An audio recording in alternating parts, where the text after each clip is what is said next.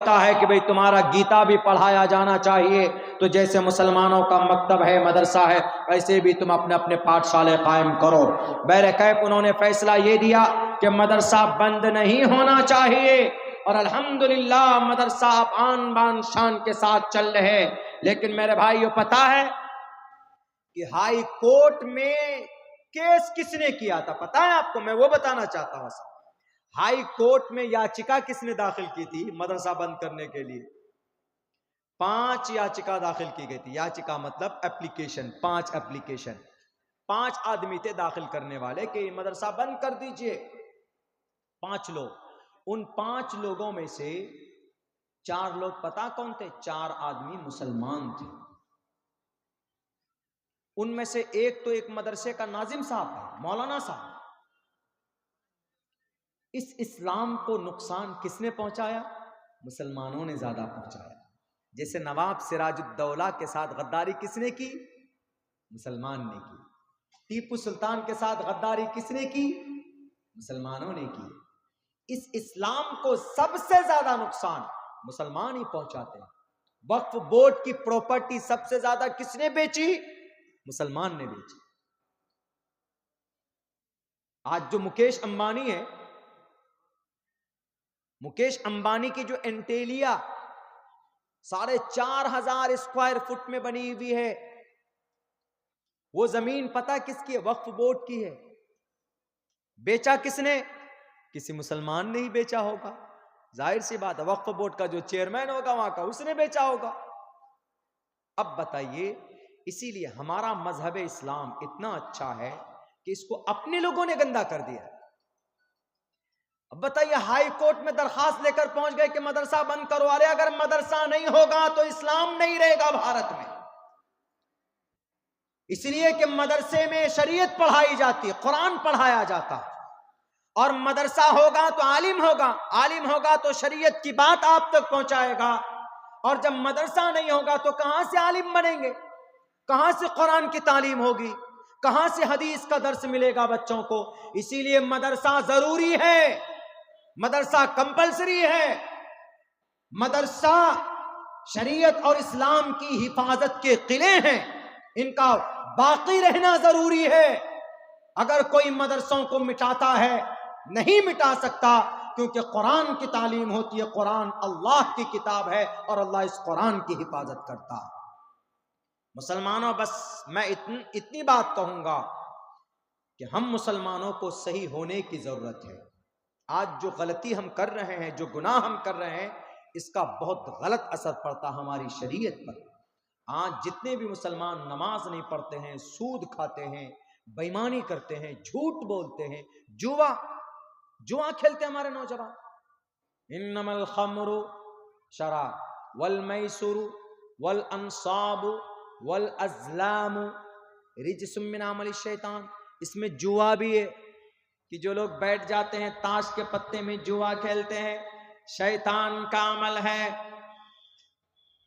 सहाबा को इतना बड़ा नाम क्यों मिला?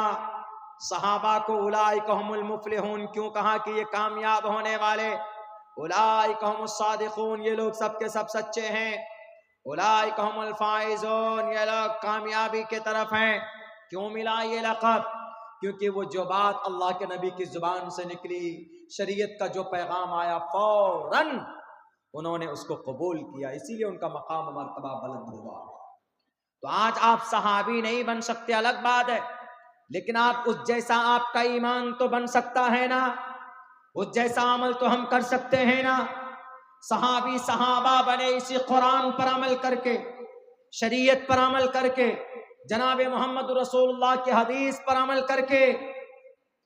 मुसलमानों, आज भी वही अल्लाह मौजूद है, आज भी वही चांद सूरज सितारे हैं, आज भी वही शरीयत हमारे पास मौजूद है।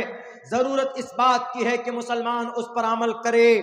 जरूरत इस बात की है कि मुसलमानों की 24 घंटे की जिंदगी शरीयत के मुताबिक अगर गुजरे तो इंशाअल्लाह अल्लाह की रहमत और नुसरत आज भी आएगी।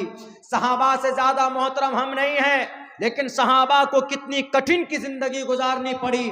जनाब मोहम्मद रसूलुल्लाह से बड़ा मकाम हमारा नहीं है, उसके बावजूद भी जनाब मोहम्मद रसूलुल्लाह जब ताइफ गए तो पत्थर के बारिशें की गई, सर फटा और खून निकला, आप अलैहिस्सलाम बेहोश हो गए।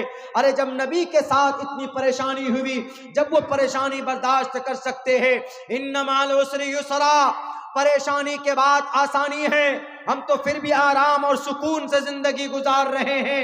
वरना चले जाइए फलस्तीन की धरती के तरफ, फलस्तीन गजा पट्टी में पता है क्या है, 17,500 मासूम बच्चे जिनकी उम्र सिर्फ 1 साल से लेकर 2 साल तक की है, यानी छोटे छोटे मासूम बच्चे हैं।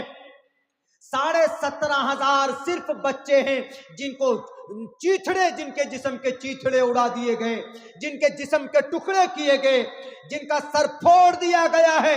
मरने वालों की तादाद तो कम से कम 60 से 50 से 60,000 की तादाद में मोमिन मार दिए गए। वहां पर मस्जिद अक्सा यहूदियों के कब्जे में है, खुर्तबा की मस्जिद भी आज मजूसियों के कब्जे में है। भारत के अंदर मस्जिदें भी आज बुलडोजर के जरिए से शहीद की जा रही है। क्यों? क्योंकि मुसलमान का रिश्ता कुरान से, सुन्नत से कमजोर हो चुका। मुसलमानों का ताल्लुक सुन्नत से नहीं है, मुसलमानों की जिंदगी में सुन्नत नहीं है, शरीयत का पैगाम नहीं है।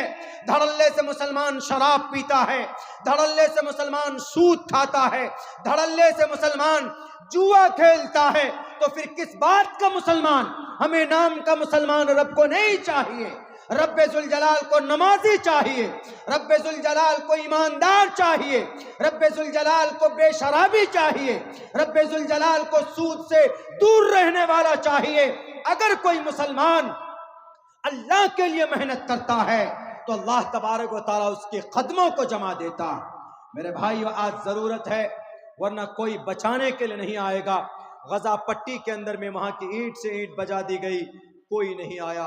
अल्लाह ने सबसे ज्यादा मालदार इस उम्मत को बनाया। मैं एक वाकया बताता हूं, उसके बाद आप भी घर को चलें, हम भी